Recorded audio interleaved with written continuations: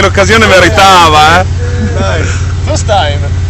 It's the first time. È vero, Finalmente era ora, cazzo. Sembrava una macchina che non andava una sega che non scoppiava il vetro. Hai fatto bene il video, Perfetto.